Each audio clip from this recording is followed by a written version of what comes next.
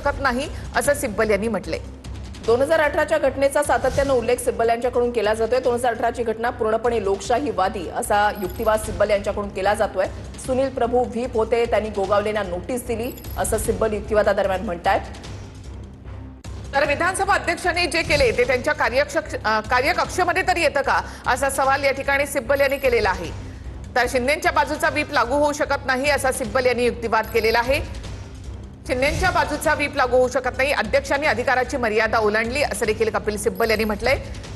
विधानसभा अध्यक्षांनी जे केलं ते त्यांच्या कार्यकक्षेमध्ये तरी येतं का असा सवाल सिब्बल यांनी केलेला आहे। पक्षामध्ये मतभेद झाले तर अधिकार नेतृत्वाकडे नाहीत, हे कसं शक्य असा सवाल त्यांच्याकडून उपस्थित केला गेलेला आहे। घेतलेले निर्णय कायद्याच्या बाहेरचे असल्याचं कपिल सिब्बल युक्तिवादादरम्यान म्हणतात। शिंदेंच्या बाजूचा व्हीप लागू होऊ शकत नाही असा युक्तिवाद सिब्बल यांच्याकडून केला जातोय।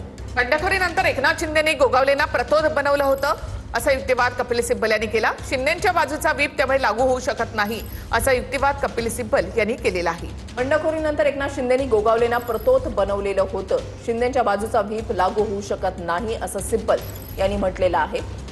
त्याआधी सुनील प्रभू हेच व्हीप होते आणि त्यांनी देखील या संदर्भातला व्हीप काढलेला होता। शिंदेंच्या बाजूचा व्हीप त्यामुळे लागू होऊ शकत नाही असा युक्तिवाद कपिल सिब्बल यांनी केलेला आहे। व्हीप आमच्या बाजूने होता, आम्ही असा व्हीप जारी केला होता की तुम्ही अध्यक्षांची निवड करू शकत नाही आणि त्यांनी व्हीपच्या विरोधामध्ये मतदान केलं असं देखील सिब्बल यांनी म्हटलेलं आहे। सुनील प्रभू हे व्हीप होते, त्यांनी गोगावलेंना नोटीस पाठवलेली होती असा युक्तिवाद सिब्बल यांच्याकडून केला जातोय। शिंदेंचा व्हीप हा लागू होऊ शकत नाही असं सिब्बल यांच्याकडून या ठिकाणी सांगितलं जात आहे। संख्या कमी असली तरी पक्षप्रमुखांकडे सर्व अधिकार असं सिब्बल यांच्याकडून बोललं जात आहे। राजकीय पक्ष आणि विधिमंडळ पक्ष हे वेगळे असतात असा युक्तिवाद पुन्हा एकदा सिब्बल यांच्याकडून केला जातोय। तर आमदार अपात्रता प्रकरणामध्ये आता सिब्बल यांचा युक्तिवाद सुरू आहे। एकूणच पक्षाची घटना आणि त्यानंतर त्यावेळेची परिस्थिती याविषयी सिब्बल आता युक्तिवाद करत आहेत। तर त्यावेळेला सुनील प्रभू हे व्हीप होते, त्यांनी व्हीप काढलेला होता, नोटीस बजावण्यात आलेली होती।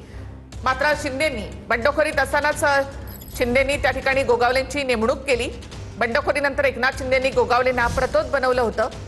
अध्यक्षांनी जे केलं ते त्यांच्या कार्यक्षेत्रामध्ये येतं का असा सवाल देखील सिब्बल यांनी केलेला आहे। प्रतोद आमच्या बाजूने, आम्ही व्हीप जारी केला होता असं सिब्बल यांनी म्हटले। ते अध्यक्षांची निवड करू शकत नाहीत, त्यांचं व्हीप विरोधात मतदान असं सिब्बल युक्तिवादादरम्यान म्हणतात। अध्यक्षांनी जे केलं ते त्यांच्या कार्यक्षेत्रामध्ये येतं का असा सवाल सिब्बल यांनी केलेला आहे। प्रतोद आमच्या बाजूने, आम्ही व्हीप जारी केला होता असं सिब्बल यांनी म्हटलं। ते अध्यक्षांची निवड करू शकत नाहीत, त्यांचं व्हीपच्या विरोधामध्ये मतदान होतं असा युक्तिवाद देखील कपिल सिब्बल यांनी केलेला आहे। आमदार अपात्रता प्रकरणामध्ये त्यांचा आता हा युक्तिवाद सुरू आहे। आमदार अपात्रतेसंदर्भात सिब्बल यांचा युक्तिवाद सुरू असतानाच विधानसभा अध्यक्षांनी घेतलेले निर्णय त्यावर प्रश्न उपस्थित केले जात आहेत। सिब्बल यांच्याकडून शिंदेंच्या बाजूचा व्हीप लागू होऊ शकत नाही असं सिब्बल यांचं म्हणणं आहे। बंडखोरीनंतर एकनाथ शिंदेंनी गोगावलेंना प्रतोद बनवलेलं होतं, शिंदेंच्या बाजूचा व्हीप लागू होऊ शकत नाही असं युक्तिवादादरम्यान सिब्बल बोलतायत। तर बंडखोरीनंतर एकनाथ शिंदेंनी गोगावलेंना प्रतोद बनवलेलं होतं, मात्र त्याआधी शिवसेनेचा व्हीप होता।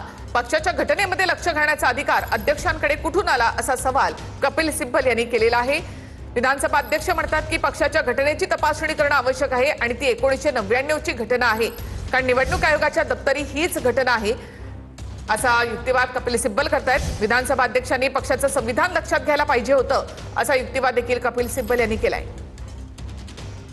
ज्या पद्धतीने शिंदेंच्या शिवसेनेकडून दावा करण्यात आलेला होता की 2018ची घटना ही अलोकतांत्रिक असल्याचा जो आयोगाचा दावा आहे तो सिब्बल यांनी मागच्या युक्तिवादामध्ये फेटाळून लावलेला होता आणि 2018च्या घटनेवरूनच आता पुढे त्यांच्याकडून युक्तिवाद सिब्बलांकडून केला जातोय। पक्षाच्या घटनेत लक्ष घालण्याचा अधिकार अध्यक्षांकडे कुठून आला असा सवाल आता सिब्बलांकडून केला जातोय। अध्यक्षांनी पक्षांचं संविधान लक्षात घ्यायला हवं असा युक्तिवाद सिब्बल हे करतायत। अध्यक्षांनी जे केलं ते त्यांच्या कार्यक्षेत्रामध्ये येतं का असा सवाल सिब्बल यांच्याकडून उपस्थित केला जातोय। जर कोणतं संविधान